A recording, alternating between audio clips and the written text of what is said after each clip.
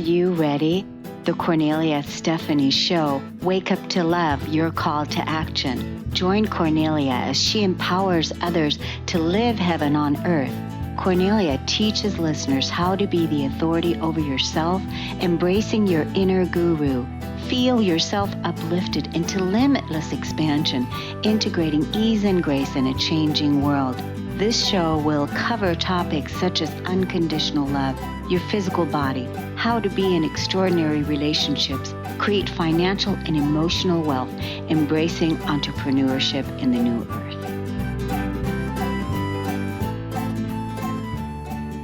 Hello, everyone. Welcome to the Kornelia Stephanie Show. It's Friday, and always on Fridays, we have a beautiful lineup for you for the next 2 hours. So stay tuned. I want to introduce you to my first guest. In the opening statement, we always talk about this show is about unconditional love, entrepreneurship, extraordinary relationships, how to live in the new earth. And my first guest today is going to help us with her story and what she's doing out in the world. She thought she'd be a shrink or a professor who trained shrinks, but life said, no, go this way. And right now, we all need to go that way urgently. As a 2018 TEDx speaker and author, Dr. L. Carol Scott is a coach. She's a trainer, a keynote, who teaches that relationships are at the heart of all our success. Clients with growth goals turn to Carol for unexpected strategies to expand success through better relationships. The surprise in Carol's self-aware success strategies is their origin in her first career of early care and education. With a BA in child development, a BA in anthropology, an MA in early childhood education, and a PhD in developmental psychology, Carol appears to be an unlikely success coach, especially in a corporate world. Yet that early learning career is now the foundation for her astonishing second act. The point of pivot was when Carol ran headlong into her own past. Working with a shrink rather than being one, she faced her score of 7 from a list of 10 adverse childhood experiences. Most kids don't survive that kind of childhood intact. The intersections of her personal recovery and her expertise in early brain development resulted in Carol's unique model to revolutionize success through relationships, from your business network to your family and even to your love life. Today, as interpersonal and culture divides seem to grow even deeper, Dr. Scott offers a bridge back to sanity. Welcome to the show today, Dr. Scott. Thank you so much. I'm so delighted to be here. Wow, that's quite a story. It is, and I was listening to all the points it hits and the topics that you like to talk about. I'm kind of all there in all of them almost, making a heaven on earth, relationship, success. It's all one for me. Yes, it is all one. And all your prior training in life, isn't that interesting that in your early part of your life, you got the skills, the BAs and the MAs and the PhDs, all in inner child work, psychology, therapy, all of those things, and then, um, became educated there. And those skills are now coming in handy today with what the work that you're doing with the people that you're serving. I think it was a real, what I think of as a God moment when I took my first class in child development. And I felt that it literally grabbed me by my spiritual shirt front and just sort of dragged me out of what I had been thinking I was going to do and said, no, sister, you're coming with us over here. You need to learn about childhood. And so part way through that journey, I was just a couple of years into my PhD work. I had my 30th birthday and kind of woke up to my life is really not very good in terms of the sort of fundamentals. I'm a great student. I'm really good at learning and I'm really good at writing and speaking, but I'm not so great with other people. Maybe I should take a look at that. And the journey through my own recovery work was really what brought it all together for me. The understanding that to be healthy adults in healthy relationships requires a healthy first 7 years. And I didn't get that. And a lot of us didn't get that.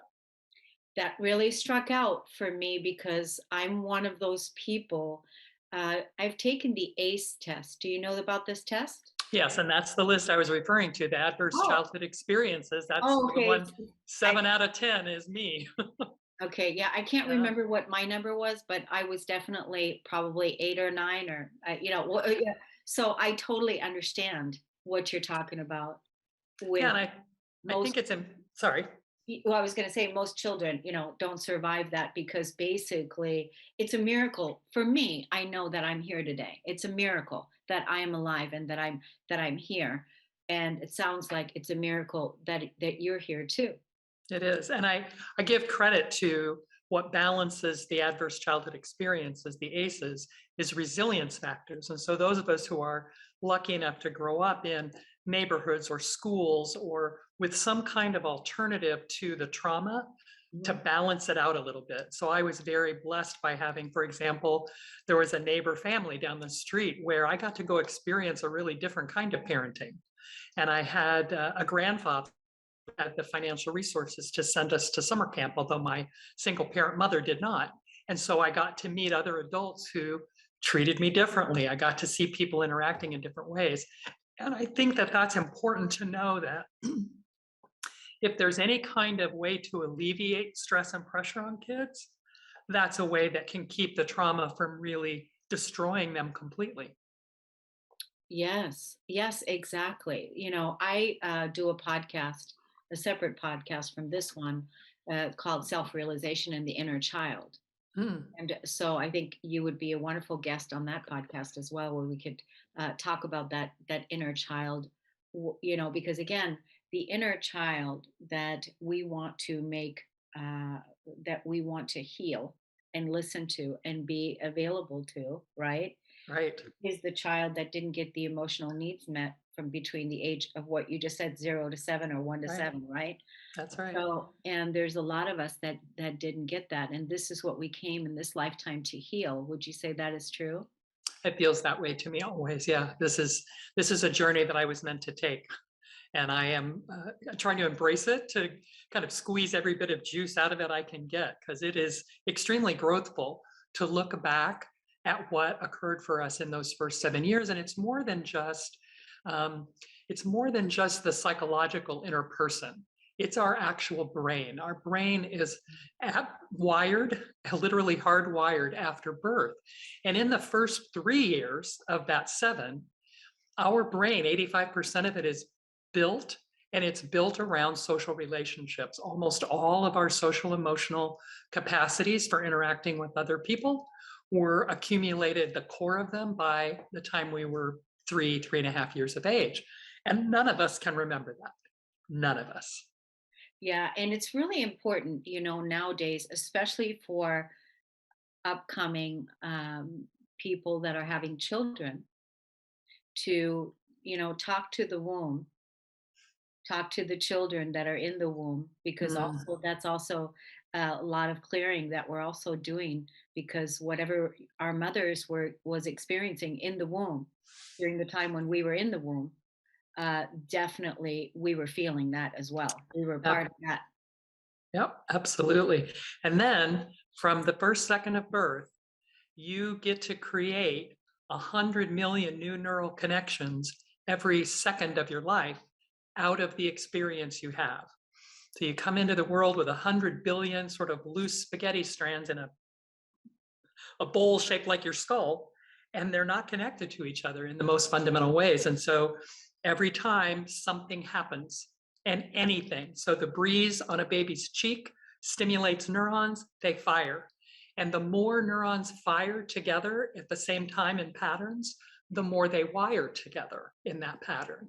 And so if a child has a repeated experience over and over again in the first 6 months of not being taken care of in the way they need to be taken care of. They cry when they're hungry and nobody comes and feeds them. They cry when they're physically uncomfortable and nobody comes to remove the wet diaper or put a blanket over them or whatever they need. And when that kind of experience happens over and over again, the brain wires around the understanding that sort of the world isn't there for me. I can't trust that my needs will be taken care of in this world. And so a lot of us grow up with, I guess I better just do everything myself. Or I overtrust other people to do things for me, and then I'm disappointed serially by everyone in my life. So we create these literally develop these emotional interaction patterns based on those neural firings and what is happening in our day-to-day life. Wow, yeah, that's so good the way that you broke that down. I really hope that the audience is taking that in. And if you can look back at your own childhood when you were a baby, what was happening in your life at that time, where, 6 months old, a year old, up to 3 years old. I mean, just think about that. How many of us didn't get our emotional needs met at that time? And then either we become sabotages in, we saboteur our, things in our life, our creations and our relationships. We sabotage because we're always acting out until we listen and pay attention that, hey, I've got some needs here, I need to have my needs met too.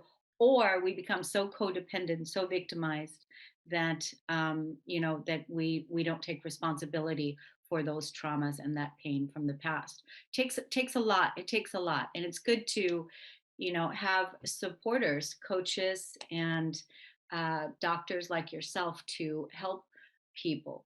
So you mentioned in your bio that you work in the corporate world. So are you working in corporate right now, bringing relationships to corporate? Is that, or are you branching out? It's a new branch, just recent, but I have been working with a team just here recently in New Jersey. It's great that we have Zoom and can work anywhere, no matter where we are. So I'm down here in Baja, Mexico, working with a team in New Jersey, working on identifying how success strategies of our early years can be used intentionally now. So if the infant's success strategy, as I call it, is trust, because that's really kind of all we have to do. We don't have a lot of other options at that point. So our strategy as an infant is to trust that our needs will be met. Well, what if we took that strategy of the infant and applied it in an adult way to the relationships we have now? And so we can look at, in a team context, what are the things you need your team partners for? What are the needs that you have from the people you work with? They're different from the needs you have from your romantic partner or your siblings or your parents, but you do need things from your team members. So first, take a look at how that's going. Are you trusting people, or are you not? Are you the manager who's micromanaging everybody because you don't trust them? Or are you the person who's being disappointed by someone you're trusting serially and they're not coming through? And then the success strategy of the toddler, I call independence. And it's essentially knowing who you are. It's knowing what you want, what you think, and how you feel. Because we figure that out as toddlers, most of us miss this one. Because especially in the United States, we're not very good with toddlers. Our mythology about them is that they're terrible, they're tyrannical, they're little bullies. And really what's happening is they're a little wild thing. I'll grant you, toddlers are almost feral. But the thing that I would like to frame that with is, when babies are learning to walk at around a year, they fall down all the time, right? They take a step and they fall down. And we don't say that they're bad at walking. We say that they're learning. So when children as toddlers start to express themselves, they start to try to tell us what they want, how they feel, and what they're thinking. They're bad at it. They fall down all the time. And what that looks like is tantrums and losing all kinds of control. And, it's a lot of really difficult behavior to cope with as an adult. But if we could just see it as, oh, they just fell down trying to tell me what they feel. They're learning how to do that, so I can have some patience with the learning process then. And then, other countries don't think of their toddlers as terrible. And I think that this reframing would help us. And then by the time we're 3, we're sort of opening up to the wider world and getting excited about not just what we want in the little way of, I want that piece of shiny stuff off the carpet to put in my mouth, but I want to change the world. 3-year-olds have big dreams about things they're going to do. They're going to become fairy princesses and presidents and, inventors. And I had a 3-year-old child tell me one time that he wanted to be the first person to build a rocket ship that could go all the way to Pluto. And when they have those kinds of big dreams, their strategy is to have faith, to believe that it can happen. And that's why they're so creative and imaginative at that age. That's why fantasy abounds when you're 3. So those 3 things, the ability to have faith, to believe in something that you can't prove, the ability to know who you are, and the ability that your needs will be met. That's the heart of us. That's the core of our success in the world. And most of us don't have those strategies in place and in use in our adult relationships. So that's my job now, is to coach you into that. And 4 more after that, 4 more success strategies beyond those 3. Yeah, that's really, really good. Those are the 3 that we all need to apply and use. And this is the time right now in, 2022. Can you believe where we are right now with everything that's happening? If everyone was to apply just those 3 principles of what you were talking about right there, their life will change dramatically, right? I agree. And the psychological term for that strategy of the toddler that I call independence, where we figure out who we are, psychologists call that your boundary. So you have an edge, just like you have a physical edge of your skin, you should have a skin, a metaphorical skin on your thoughts, your opinions, and your beliefs, a metaphorical skin on your emotions, and a metaphorical skin on your desires, the things you want. And instead, most of us don't have those skins, and we are codependent. We have inability to hear that someone else is different from us without having that feel like a judgment. And I believe that a lot of the divisiveness, a lot of the incivility in our conversations and our relationships right now directly relates to these first 2 of trust and independence. Because if I'm going to get defensive when you have a different opinion, how are we going to have a conversation about our different opinions? Yes, we have to be able to be curious, to Yes. be able to be curious, like, okay, you have this opinion and I'm curious, help me understand why you have that opinion. Help me understand that more clearly and be curious instead of wanting you to believe in mine and what it is that I'm saying and that I'm right and you're wrong per se kind of thing. Because you talked about it. You talked about relationships, and that's really at the core of what it is, what life is about. It's about relationships, how we relate to every living, breathing, organism that is here on the planet, each other, and how we relate to each other. So it's a big piece. You've got a big job Yeah. ahead. I like to say relationships aren't just a thing, but they're the only thing. They're the only thing that really matters, because we do everything successfully through relationships with other people. That trite phrase, no man is an island, no person is an island, is absolutely not trite. It's perfectly true. None of us does anything all by ourselves. And we need to have healthy relationships that are productive, that are generative, that take us beyond where we are. And so once we have that core, that heart of us, we know what we need, we know what we want, we know what we think, we know how we feel, and we believe that everything is possible. Once you're there, then you start applying that core to relationships. And the strategy of the 4-year-old, for example, is negotiation. And if you've ever lived with a 4-year-old, they're like a little, they're constantly negotiating for something other than what you're offering. So if you offer them 2 things for lunch, they're going to pick something in the middle that fits their needs better. And so that ability to say, this is what I want, and that's what you want, and I see that it's different, and I'm going to figure out how to do this win-win. Think of if a team approached decision making from that win-win perspective, and it wasn't about one person trying to dominate all the other people. What if you were looking for a way for all the good things people want to happen? You wind up with something much more generative. You wind up with 2 plus 2 equals 29 instead of 3, right? Yeah. And then when you're 5, you start learning how to create a specific goal, a short-term goal. I'm going to get that done by the end of the day or the week or the month, and create a step-by-step plan. 5-year-olds are the strategic planners of the preschool world, just like the 4-year-olds are the diplomats and the negotiators. And then by the time you're 6 and 7, it starts to all kind of wrap together in understanding how to take that into a much bigger social context, because children's worlds grow a lot between 5 and 6. They get a whole lot more people in their lives. Even though we now go to kindergarten a lot later than we used to when I was a kiddo, the change is the same. Your developmental readiness for the bigger group comes at around 6. So you're either going to first grade or going to kindergarten, but you're in a bigger group and there's fewer grown-ups managing things. And so the ability to compromise becomes more important than the ability to negotiate, because there's too many things for a win-win. Everybody in the group wants 10 things, not just one thing. And so looking for the ways that I can let go of something that's not as important to me. And so then we start to apply values. And the values consideration continues then at 7, when we learn how to accept that not everything goes the way we want to sometimes. It's good things happen sometimes, bad things happen sometimes, and it really isn't connected to how I behave.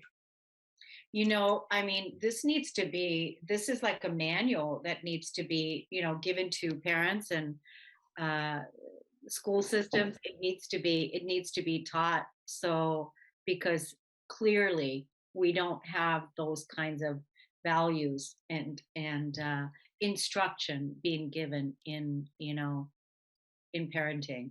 And I And think, yeah, I think if we look at our own behavior, it's easy to tell that we don't always make our own decisions based on what we value, right? right. Yeah, yeah. And that's why I call them the self-aware success strategies, because it is my work is all about turning your attention to yourself and becoming more self-aware about how you get your needs met. You have needs. How are you getting them met? Because it may not be in a way that's really working for you, and we could make that better. Yeah. So Carol, we have just a few minutes left. It's amazing. There's so much. I know you are a wealth of information. What is it? A couple things. You have a book. You have more than one book, right? I do. Talk to us about, where people can find your book. Let's go there. Okay.